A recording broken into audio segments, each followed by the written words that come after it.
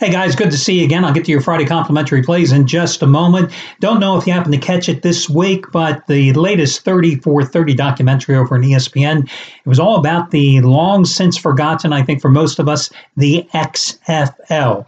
Now listen, that was a poorly designed, latest ill-conceived attempt to compete with the NFL in some way, even though it didn't directly compete with the NFL because it debuted 1 week after the 2001 Super Bowl. But listen, I remember as a kid, the first of those ill-conceived leagues was the World Football League. I had to look it up. It was 1973-74. And I only remember the WFL because as a little kid, the Miami Dolphins were my favorite team because my mom one time bought me a turtleneck, and it was in the Miami Dolphins colors, and it had the Dolphins helmet on it. So I became an instant Miami Dolphins fan, and I also happen to remember that the Dolphins, of course, that was the year they went undefeated. They won the Super Bowl as well. And I remember when Larry Zonkin, I think it was Jim Kick, left the team, and they took the money to go to the World Football League. So that's my only remembrance of the leagues as a little kid. But it folded after like a year and a half, poorly conceived, didn't have the cash. Teams were folding left and right. The next, of course, league that decided to come on and challenge the NFL didn't really challenge them because it was summer football. And that was, of course, the USFL. And I've told you before, USFL was a betting bonanza as far as I was concerned. I was working at a place called Dial Sports at the time. We were covering that league extensively. Dial Sports was something, yes, boys and girls, before the internet, before cell phones. Before sports pagers, when people wanted the scores of the game, they actually called a number 976-1313 in cities all across the country and actually paid 15 cents a phone call to get all the scores run down for you every 5 to 10 minutes a day, an hour. And it was crazy. During the day, you ran it like a sports talk station doing interviews and reports. Every half hour, it was like all sports radio before there was such a thing. And then when there were scores, you'd give them. Well, we covered the USFL like crazy. So I had all this information at my fingertips. I loved the USFL. Jim Kelly and the Houston Gamblers, I made a fortune betting the Houston Gamblers. They were coached by Jack Pardee, the former Washington Redskins linebacker. Jim Kelly and the Gamblers, the Philadelphia Stars. Just a great league the first 2 years to make money. And then this guy, Donald Trump, came along, decided he wanted to take on the NFL. Gee, how did that turn out? And as I've joked before, I don't know what that guy ever went on to do, but I don't know if he ever screwed up other things, but I don't have a lot of faith in whatever he turned out to do later in his life. But he screwed up that league. Then you had the XFL. Listen, anybody that ever thought that anything involving Vince McMahon was ever going to really come out well, they had to be absolutely crazy. But NBC didn't have the NFL anymore. They were looking for something to fill in. Now, go back to that time, 2001. And I just got to give you a little history. So the 900 telephone business was dying. And I got into the 900. I was actually in this business when it was 976 numbers, okay? 976 was big. Then 900 numbers become the national fad. I was in this business when there was 1-900. Jose Canseco had a number. 900 numbers were so big. I mean, anybody could have a 900 number and you could make millions of dollars. I was in it when it was a $23 million a year business for the company I was working for. And then there was this little problem. Telephone companies would let everybody call 900 numbers, and then you'd get your bill and you'd call your local phone company and say, oh, those 742 calls I made to 900-976-1111. Oh, I'm sorry. Somebody else broke into my house every one of those 31 days that month, and they made those calls for me. They're not my phone calls. I didn't call those sports gambling numbers, so you can't bill me. And the phone companies would say, oh, yes, Mr. Smith, we understand. We'll charge those back. And then suddenly you'd have what they call chargebacks. And that $1 million you thought you did that month, 78% of it would be charged back. And it was imaginary money because the phone companies didn't have any balls. And every gambler suddenly realized it's like, oh, wow, let me get the information. Let me screw the companies and let me rip off everybody, gamble it, and never pay my bill. So the 900 number business was dying.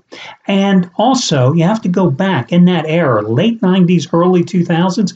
I got to be honest with you, college football was not that big gambling wise. You had the NFL, you had the NBA, college basketball was college football was not that big of a sport. Then this thing called the XFL came along, and it filled a void on Saturday nights. You had a lot of business in college football on Saturday daytime, but Saturday night, it wasn't like it was now. You didn't have these primetime games on ESPN, on ABC. You didn't have those big Saturday night spectacles. So there was a dead spot. Well, the XFL came along. It was nationally televised. And if you watch the documentary, you'll see how it had a monstrous rating the first week.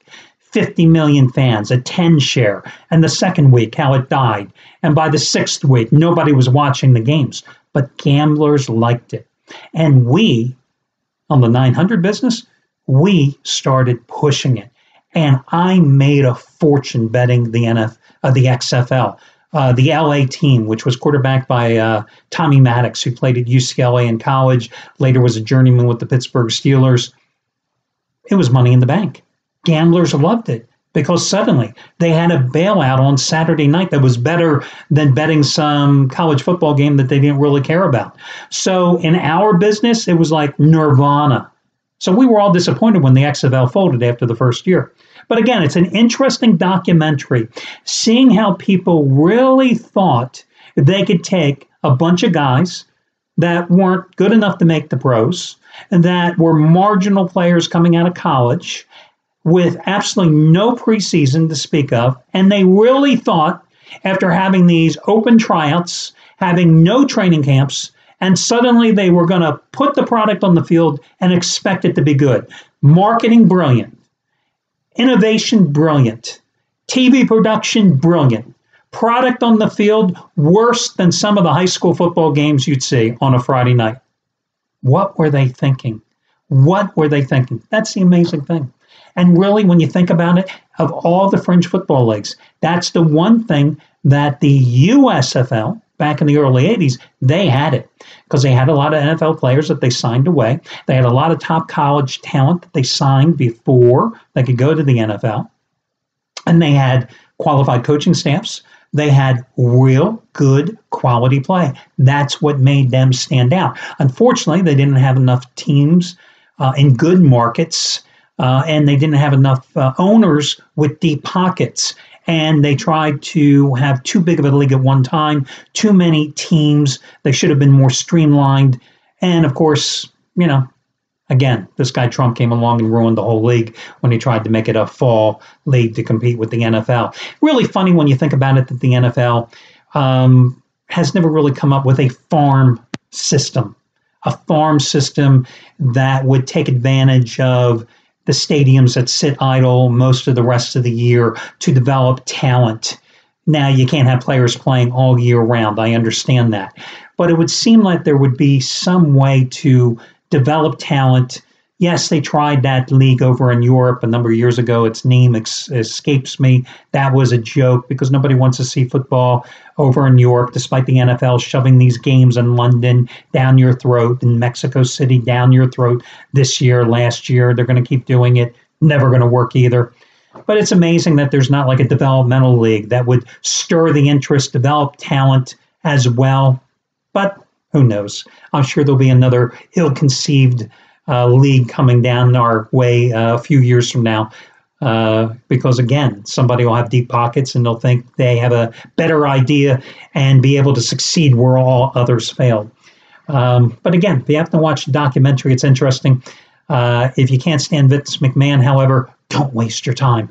Okay, let's talk about complimentary plays. You know, the Memphis Grizzlies have certainly had the Golden State Warriors numbers this season, twice, in fact. They have beaten them this year. They won 110-89 at home on December 10th as a 13-point underdog, a game that they led by as many as 30 points in that contest. And then, if you talk about the all-time collapses this season in the NBA, there was none bigger than when the Warriors blew a 24-point fourth quarter lead playing at home on January 6th.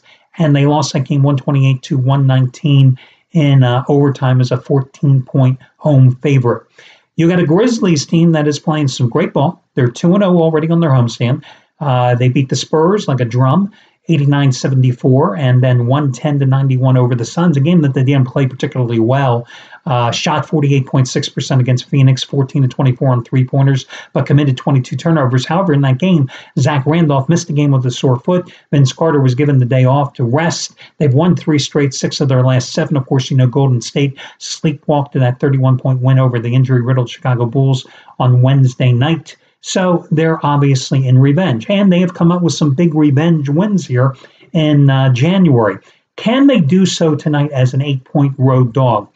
I think the key consideration in the game, and the reason that I didn't use Memphis personally tonight, is the fact that you don't know whether or not Zach Randolph is going to play. At least I don't know as of 2 o'clock Eastern time, because Zach Randolph has the foot injury. That's why he didn't play the other night. Were they being overly cautious, or is he going to not be able to go tonight? Because Zach Randolph, since the end of December, has been playing some great ball, coming in as a 6-man, and he has been playing probably his best ball in a couple of years, playing about 25 minutes a game, so productive. He has really been the glue that has really made this team gel once more and played so well. If he's available tonight, I like the Grizzlies. I like Memphis plus the 8 points at home here anyway, because as we have seen, the Warriors just don't show up and blow people out and generally cover the big numbers most times. Do I think Golden State can win this game? Yes, they can, but I do like Memphis plus the points. Gasol is playing some great ball here of late, so I like Memphis plus the points. But again, Randolph, big question mark in this one.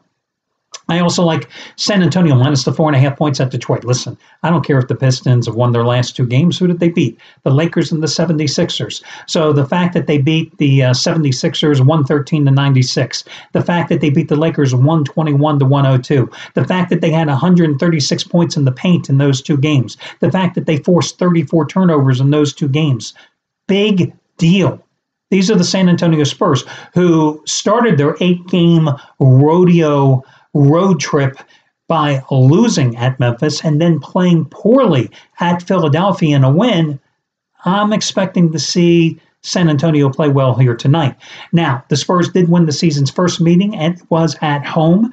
96-86 at home back on November 11th.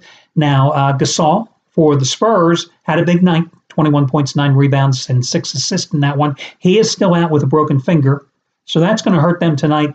But Spurs have the depth, they have the defense, and I'm just expecting a little more of a focused effort tonight. Now, when they lost to Memphis the other night, Leonard did not play. He did play against Philadelphia, but, they knew they were playing Philadelphia. Did they really care? I expect, again, a more focused effort tonight, and I'm more than willing to lay the 4.5 points with San Antonio. So the Grizzlies as a home dog, the Spurs as a road favorite. Those are my 2 free selections. I wish you well, guys. I'll talk to you again on Saturday when we do this one more time.